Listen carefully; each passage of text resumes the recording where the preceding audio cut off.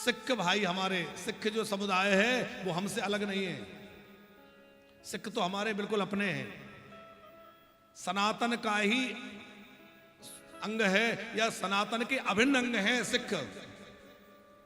आज दुर्भाग्य की बात है कि सिखों को लोग अलग मानने लगे। गुरु ग्रंथ साहब को किसने पढ़ा है? आप में से किसी ने पढ़ा है? हमारी सुमन मलिक जी कह रही हमने पढ़ा है। आप बताइए कि गुरु ग्रंथ साहब में क्या है? हमारे संतों की वाणी तो है, सब संत महापुरुषों की वाणी है कि नहीं? राम नाम, कृष्ण नाम, भगवत नाम, यही सब है कि नहीं है? तो गुरु ग्रंथ साहब का सीधा सा अर्थ है जो हमारे गुरुओं की वाणी है, इसलिए उसको गुरुवाणी कहते हैं। तो गुरुओं की वाणी उसमें है। और सिख का मतलब क्या होता है? शिष्य। शिष्य को ही सिख हो गया बाद में। तो जो अपने गुरु परंपरा को आगे बढ़ाते हुए गुरुओं के प्रति भगवत निष्ठा रख करके और उस परंपरा का पालन करने वाले, वो सिख कहलाए। गुरु ग्रंथ साहब हमारा अत्यंत पवित्र और अद्भुत ग्रंथ है। हमारे सिख भाई अपने ग्रंथ का कितना आदर करते हैं। आप कभी देखिए, हम लोग तो अपने पुराण को नीचे रख देते हैं, गीता भागवत रामायण को कहीं भी रख देते हैं, पर हमारे जो सिख भाई हैं वो कैसे रखते हैं? हमेशा मस्तक पर रख के ले जाते हैं। कितना आदर करते हैं। इतना अधिक आदर है मिश्र जी कि वहां देवता की पूजा ही नहीं है, गुरु ग्रंथ साहब को ही भगवान मान करके उन्हीं की पूजा है, वही परमात्मा के रूप में विराजमान है। कितना आदर है। ऐसे आदर होना चाहिए ग्रंथों का, ऐसे आदर होना चाहिए पुराणों का। जिस समय भारत पर मुगलों का अत्याचार बढ़ रहा था, तब हमारे भाइयों ने सनातन की रक्षा के लिए हाथ में हथियार उठाए और कहा कि अब हम दाढ़ी बाल नहीं कटाएंगे, और सनातन की रक्षा के लिए लग गए। और आज हम आपसे गर्व के साथ यह बात कह रहे हैं कि हमारे सिख भाइयों का इतना बलिदान ना होता तो आज हम हिंदू बने यहां ना बैठे होते, पता नहीं इस भारत देश का क्या हुआ होता। हमारे उन सिख भाइयों का बहुत बड़ा योगदान है, हमारे उन त्यागवीर पुरुषों का, बलिदानी गुरुओं का, जिन्होंने अपने जीवन का बलिदान देकर के और सनातन की रक्षा करी। पर आज हम लोग उनको अलग मानने लगे। बिल्कुल नहीं मानना चाहिए।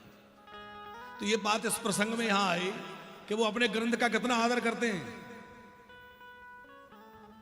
हम लोग कभी गीता पर टिप्पणी कर रहे हैं, कभी रामचरितमानस पर उंगली उठा रहे हैं, कभी मनुस्मृति जला रहे हैं। जब हमें अपने धर्म गुरु और धर्म ग्रंथों पर ही आस्था नहीं है तो बताओ भगवान में आस्था कैसे होगी और हम कैसे भगवान को जान पाएंगे? भैया भगवान को जानना है। अब आप कहेंगे महाराज जी कथा तो सुना नहीं रहे, जाने ये क्या क्या बातें सुना रहे हैं। भैया ये हृदय की पीड़ा सुना रहे हैं कि यदि इसी तरह हम लोग बने रहेंगे तो बहुत जल्दी हमारे धर्म का स्वरूप जो है गड़बड़ आ जाएगा और सनातन सुरक्षित नहीं रह पाएगा। इसलिए सनातन को सुरक्षित रखना है तो अपने धर्म ग्रंथों को आदर देना होगा, अपने धर्म गुरुओं का आदर करना होगा। आज एक षड्यंत्र और चल रहा है रूपेश जी।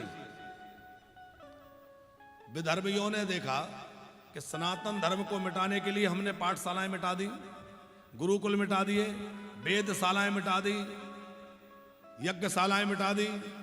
अब क्या बचा? बोले एक व्यासपीठ बची है। गुरुकुल आदि तो मिट गए, नाम मात्र के रह गए। तो अब सनातन की रक्षा के लिए एक ही पीठ दिख रहा है सबको, विधर्मियों को। बोले लाखों लाख लोगों को जोड़ करके और ये व्यासपीठ पे बैठने वाले लोग इनको धर्म से जोड़ रहे हैं, इनको धर्म से हटने नहीं दे रहे। तो क्या करें? बोले अब इनको ही टारगेट करो। तो जिहादी मानसिकता के लोग, विकृत मानसिकता के लोग क्या कर रहे हैं? हमारे उन धर्माचार्यों को टारगेट कर रहे हैं जो व्यासपीठ पर बैठकर लाखों लाख लोगों को धर्म से जोड़ रहे हैं और एकता का पाठ सिखा रहे हैं, लोगों को एकता के सूत्र में बांध रहे हैं। फिर वो चाहे हमारे पूज्य बागेश्वर वाले महाराज जी हों, पूज्य प्रदीप मिश्रा जी हों, पूज्य श्री अनिरुद्धाचार्य जी हों, पूज्य श्री इंद्रेश जी हों, ये सब महापुरुष क्या कर रहे हैं? धर्म के प्रचार में लगे हैं कि नहीं? पर कभी अनिरुद्धाचार्य जी को ट्रोल किया जाएगा, कभी इंद्रेश जी को किया जाएगा, कभी बागेश्वर वालों को। ये सब क्यों हो रहा है?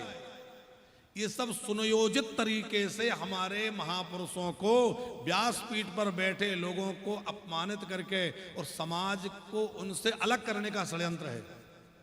समाज की इनमें श्रद्धा ना रहे, लोग इनकी बात ना माने ताकि धर्म नष्ट हो जाए।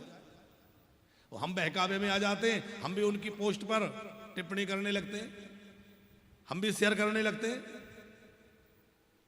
तो हम लोग निवेदन है कि अपने महापुरुषों की निंदा से बचें, अपने महापुरुषों के ऊपर टीका टिप्पणी करने से बचें और अपने सनातन को आगे बढ़ाना है तो एकजुटता दिखाएं और एकजुटता के साथ में सनातन को आगे बढ़ाएं ताकि सनातन सुरक्षित रहे, हमारा भारत सुरक्षित रहे।